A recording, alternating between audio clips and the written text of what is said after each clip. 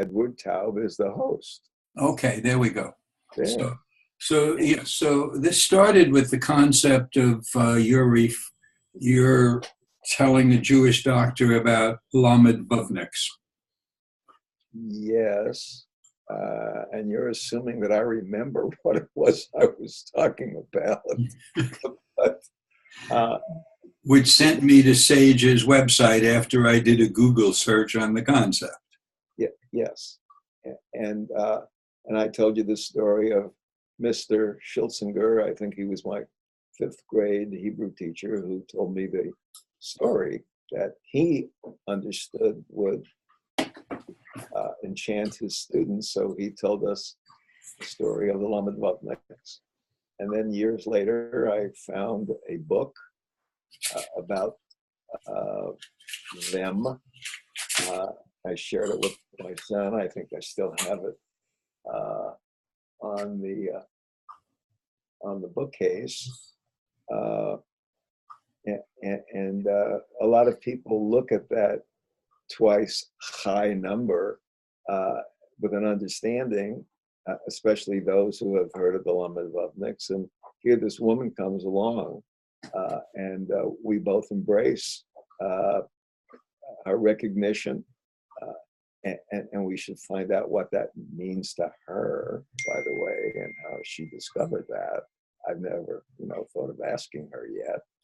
And here I am telling you Mr. Schiltzinger's story. Yeah. His my life suggested, why couldn't you be one? Why couldn't billions of people someday be one if everybody would be courageous enough to become a leader rather than a follower, I mean, one lemming has to go over the cliff before all the other lemmings, can consider following the leader. That's right. So at any rate, we have a concept for production, you and I. Yes. And the production would be something like This is Grace, or Grace and Her Parents. And it would feature Grace and her parents and her doctors, you and I, and our story, and how we came to Grace, and some of her other wonderful doctors. And there's even a doctor out there that I would approach, and I think she would be very interested, and she's the chairman of medical humanities at UC Irvine. And she might come together to help with this too, to put this together. But if this would be something that your daughter might be excited about, I'd like to pursue it. I'm certain that she would be excited about, especially if we can find funding for it. Yes. And the funding is I don't know why we couldn't find it, number one. There are other people with the syndrome. There is a remarkable,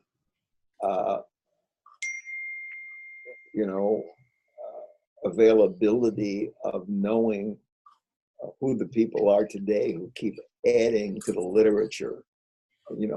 There is that website, and it's just a question of how clever we are, Ed, in finding out who would like to support a dramatic version of this young lady's wife, this young lady and her parents. Mm-hmm, mm-hmm. Because it's like all the warm, heartfelt stories that appear on television, and it's the story that carries people forward.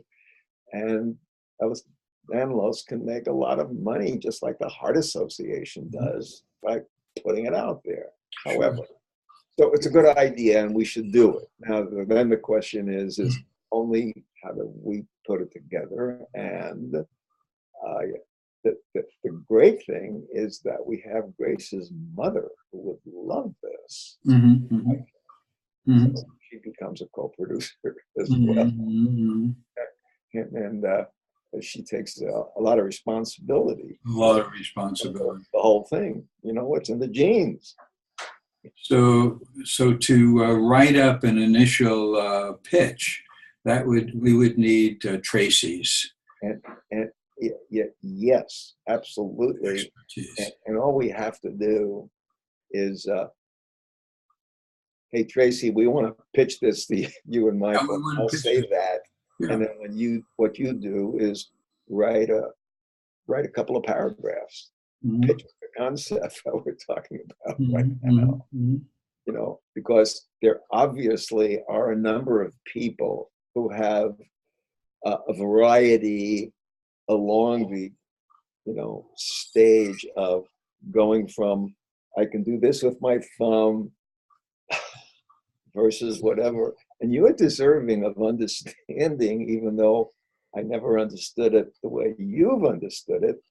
But the meso for you is a remarkable thing, and I've always looked at it as helping my fellow freshmen who never understood what fascia was.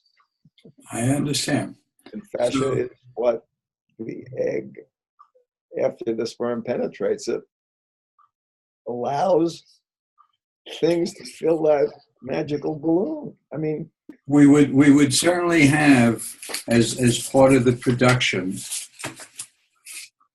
I would insist would be also then your telling with graphics the sperm and egg story. oh, absolutely, growing into your mesoderm Okay, and makes all this nitric acid stuff. the reason for that is at a physiological level.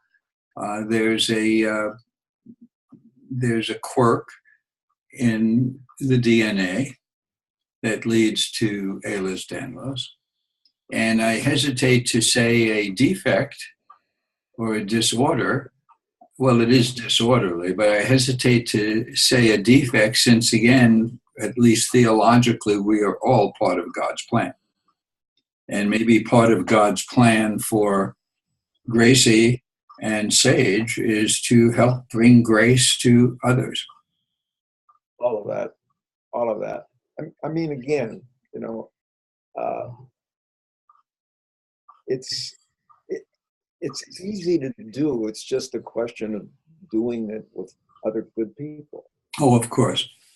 because it's a story that needs to be told.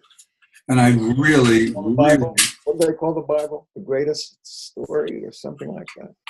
I really like the concept of Barack Obama uh, letting us use the Amazing Grace. Yes, yeah. That would be sensational. It's also public. I mean, you can grab it. Yeah. Right? He, Right. he did it and it was played on television, so it's there. So I think that if you approached Tracy or brought this up and suggested she take a look at our original video, that would be a very fine introduction. Our original video.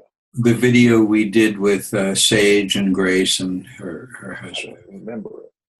Yeah, well, it was our original Zoom with Grace and her family. And you have it? I have it, Good.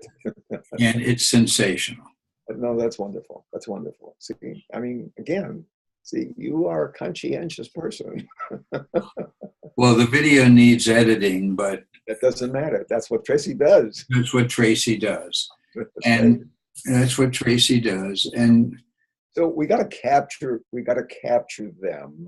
We got to capture them, and I will attend to that, okay, because I will describe what we're about to do and what part I would like for her to play mhm. the Odyssey that we're creating. And once you see the video I'm talking about, to refresh your memory, there are some parts in there that are just scrumptious, and just capturing some of those parts for even a video presentation as part of her pitch. So try something like this. I'm making it up. Play with it. That is, dear Tracy, I have known your father now since he returned while he was still in Hawaii. Because I had a footnote somewhere, and and what the hell was that thing called that I created for NBC that the authors of the book found, and you found the footnotes. And I mean, it's so nice because there is this chain, and it happens in everybody's life, and so. And with all your travels, there's something I think I once told you, but I'm not sure. And give me a moment to tell it to you again. But I had this ship of fools concept. I don't know if I ever described that to you, but the ship of fools. Remember the book? Yes. Yeah. Well, I wanted to do this, and a writer who was husband to my producer at NBC when I spent my year at NBC, I told him I wanted to do something called Ship of Fools. And he said, "What is that?" And he was a writer. And I said, "Well, I want to invite couples on a trip. And the trip would be a trip to the Greek islands, where all these strange things about health and all these strange things about whatever exists in the literature. I would like the people to come aboard, and I would like to find out why they're coming aboard, because what they want to do is experience wellness. And the experience of wellness, and then that goes back to the guy who wrote about high-level wellness, published the book in 1956, remarkable person. The book was called High-Level Wellness. But I thought if people could change during the trip, learning through the Greek stories, and what wellness is all about. So it's in search of wellness. That's why they got on the boat. They heard about going to these islands in the ocean. Besides, it gave me an opportunity to have a free ride like you used to have, when you were the doctor aboard. I'm thinking of all of this crazy kind of thing, and I wish that Jewish artist was around so he could paint a picture of you perambulating in the air and me perambulating in the air. I'm having fun with this, Ed. You or me? Can you hang on 1 second? Hello? Hello? Hi. Okay, good. It went okay?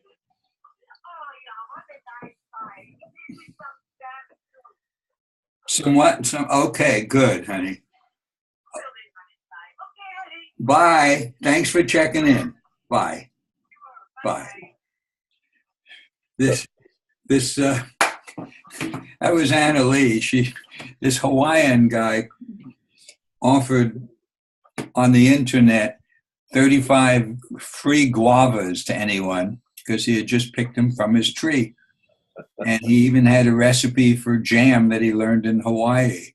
Perfect. So Anna Lee went over to pick it up, but I said, "You're going to a strange guy's house, and I want you to call me immediately when you leave." So she called and said she's safe.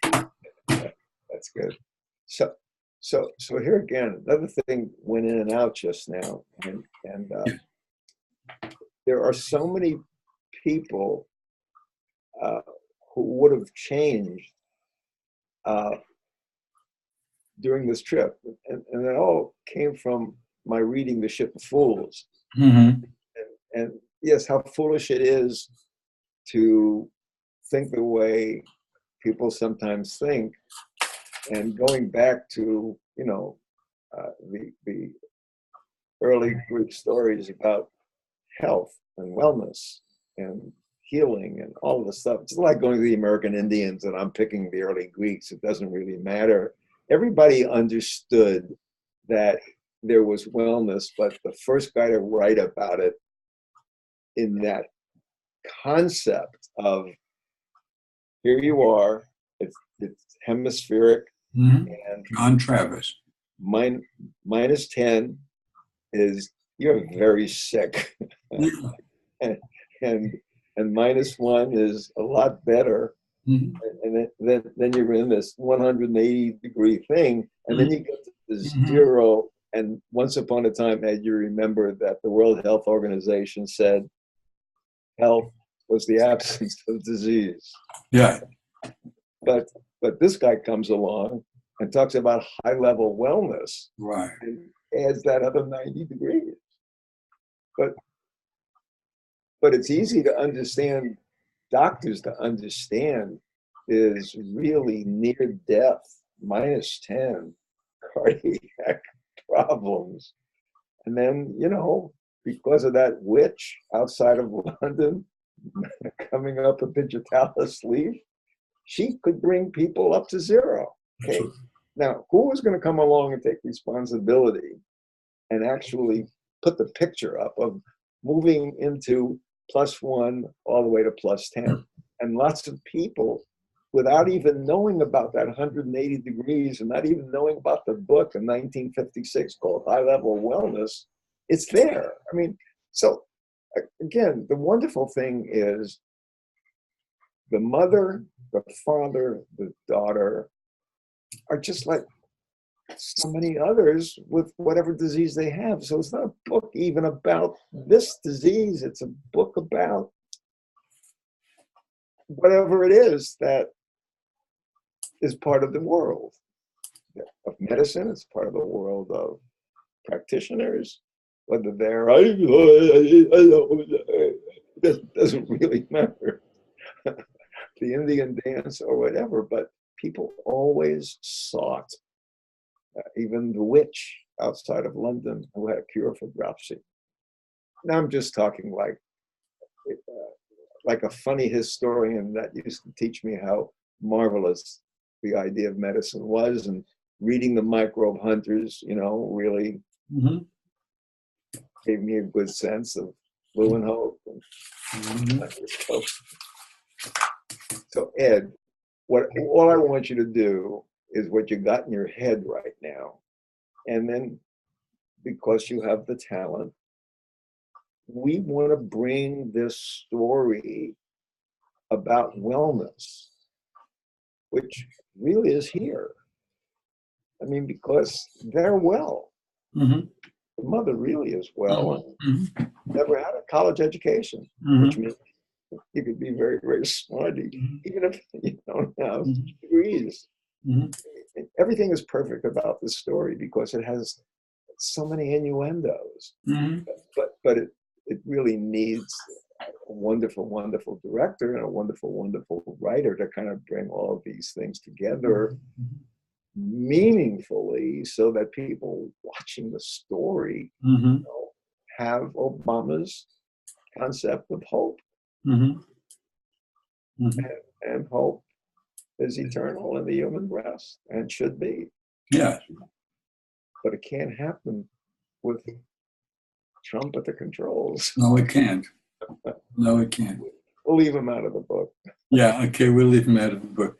But the concept of grace, and I'm just digging into my own understanding, and the best explanation I've ever had is someone in the past had asked Satya Sai Baba, well, and basically the question is, am I fucked because of everything that's happened in my past previous lives and everything I've done now? Because of the law of karma. And Satya Sai Baba says, yes, there is a law of karma. But he said, however, karma can be removed through grace. Nice. And so, and where is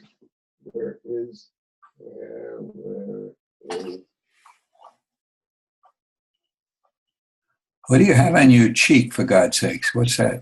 So, Oh, I love that. What's on your cheek? cheek. Under here, your cheekbone. All of this has been here. Oh, that's a hematoma? No, no, it's blue. It's blue. Blue? Beautiful shade of not royal blue, but Oh, dark blue. okay. I had one similar to this, which disappeared, Yeah, okay. and they were both small. Okay. This is called a blue nevus, Yeah, okay. I've never seen that. and they almost are what they are, Yeah. you know. And so I have had this blue nevus for a very, very long time, and this one went away, and this one stayed. Yeah, okay. Okay, so, yes, so we got grace. And what's our next step, you think? Uh, a, a page. A page. It's called an idea treatment. It's a page. It's what a really solid person brings into the big guys at Warner Brothers, or having a meeting with whoever is the hottest, cinema guru of the times. And you say, I got this idea, and what I want to do is I want to create a moving picture. Okay. This is it. It's a story of grace. So we need which is also a pretty good title. the story of grace. The story of grace. Boy, you really got them. What a story, and then we need, we need this very, very creative writer, and Tracy knows a number of them, and you're the one who's going to kind of blow.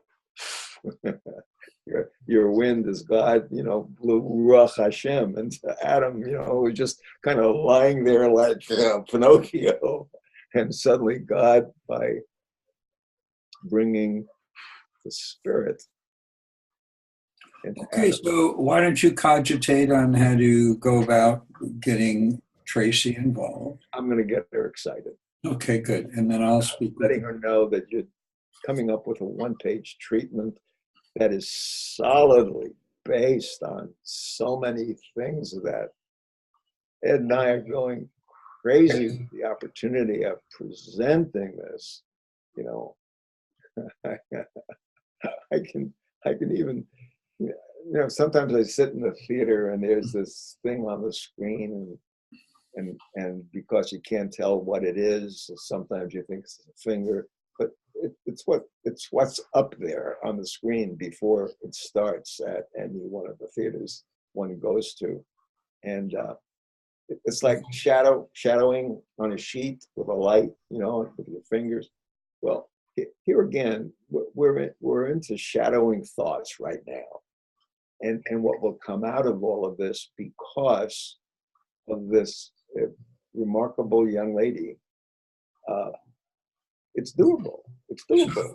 So you want me to come up with a one-page treatment? Yes. Who's that, Tracy? And it doesn't have to be full of what I keep thinking about and you keep thinking about. It's just a one-pager. And the one-pager starts something like this. I think we should consider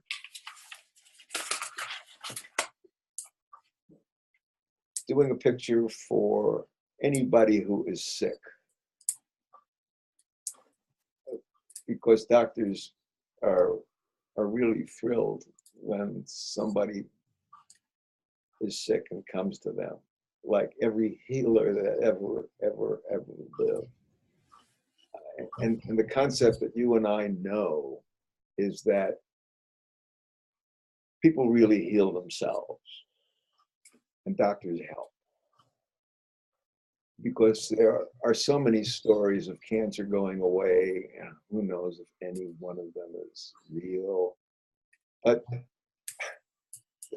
there are alcoholics who are okay someday, I don't know what it is, but and that's why I keep going back to Obama. I mean, this is a story of hope. How do you handle a disease if you don't have hope? How do you handle anything in this world if you don't have hope? And Obama's the man, Mm-hmm. especially when he sings the story of grace. Right. Well, and But again, you don't even have to write about that. I well, mean, I understand, all you got to do is, Tracy, here's an idea. We've met this remarkable family. You already started reading the story and you find it interesting. Well, your dad and me are interested in producing this and utilizing the talents of River Street. When you guys have time. And if nothing more, we would like for you to introduce us to a writer, screenwriter. If that's all they can do because they're busy making money, it's okay. But I don't want to postpone this, Ed. We're nearing our ending, even though you got more years than I might have statistically. And you even wondered if I had a deadly melanoma growing on my jaw and couldn't complete anything, and I missed it because I couldn't see it. So, you're one of the things that you just said is so important, which is, how can you really help yourself get over being ill without hope? And that's true. However, just to extending that concept just a little bit more, beyond hope is the concept of grace.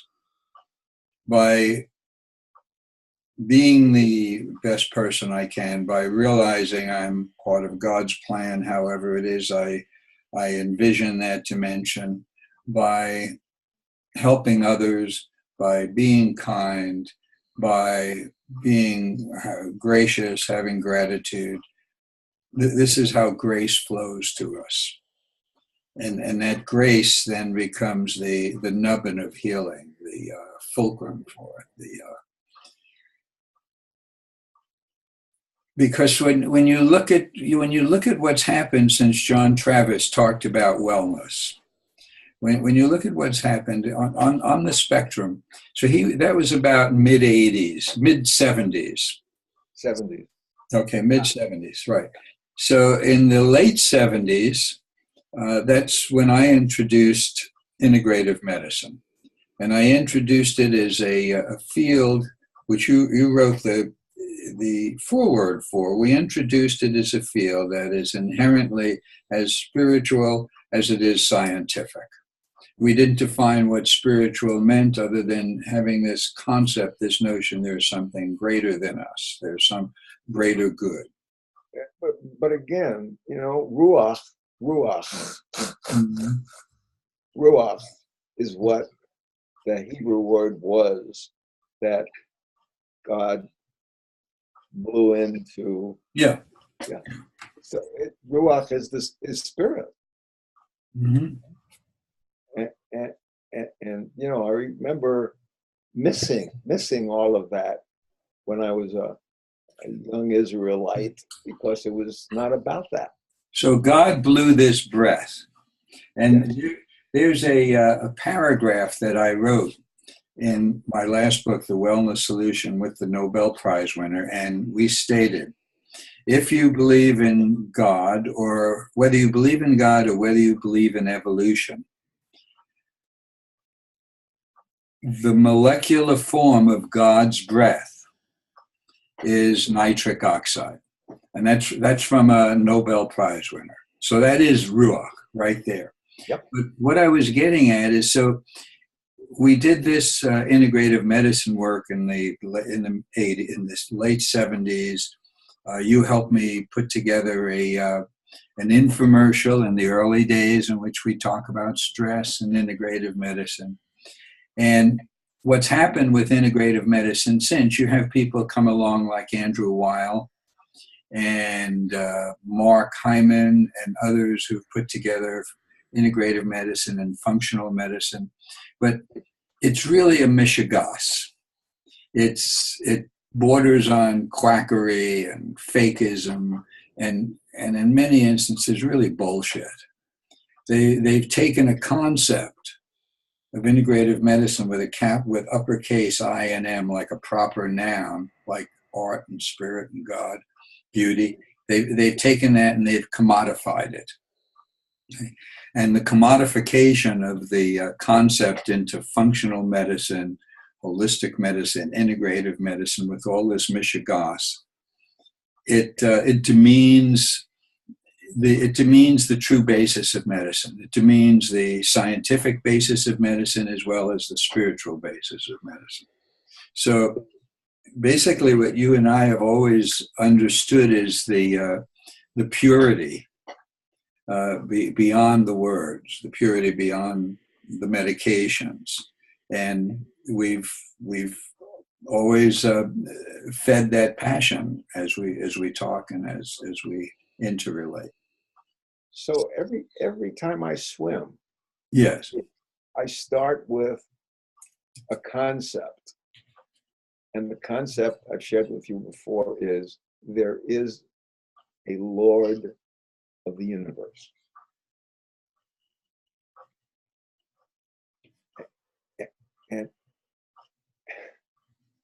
And there are so many universes that we have learned about.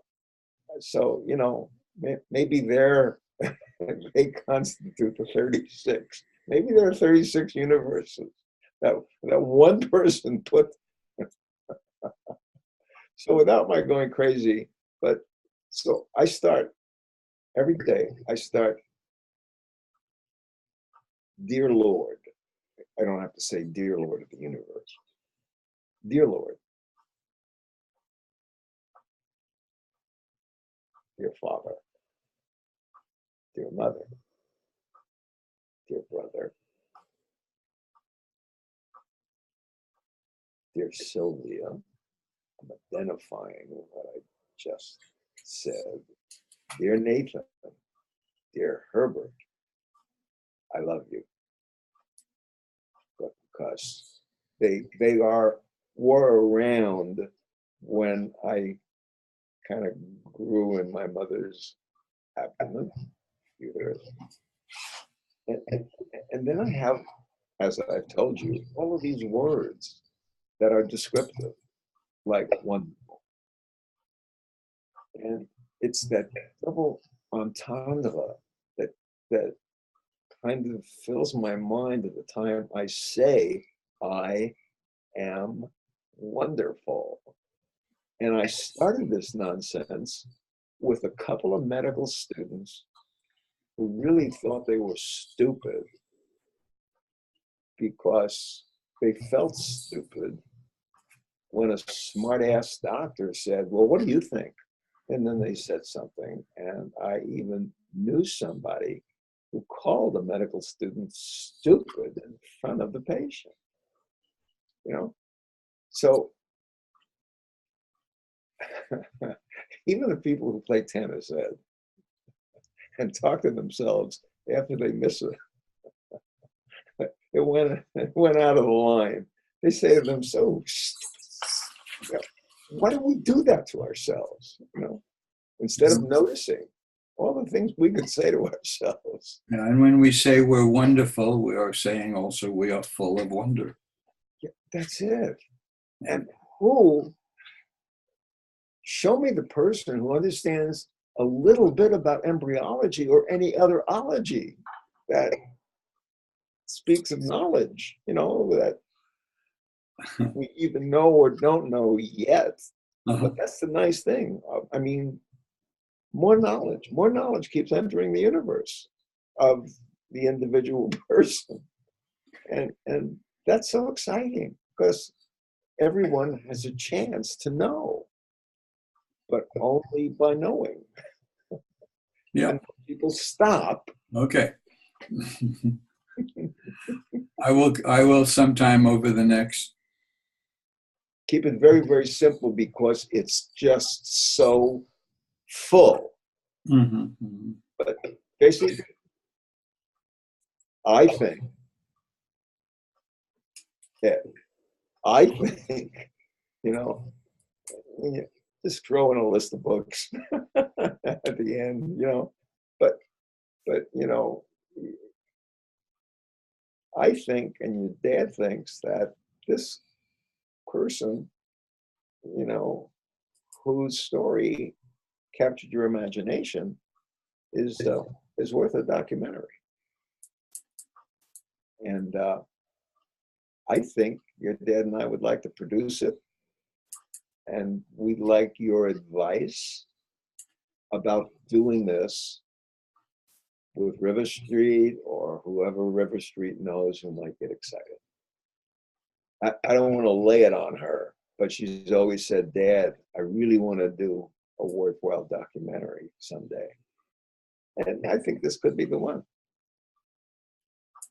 And they know so many people in the world of entertainment, and so does my son. And once a proposal comes into being and there's some sense of what it's going to cost, then hopefully the money will flow in. Yeah, it's how your wife paints a picture. Yeah. Got to start with a blank canvas. You got to start with a blank canvas. Okay. Okay, let's go to our next topic here. Yes, sir. Can we do that? Let's go to our next topic. I'm going to stop recording here, though. Okay. Because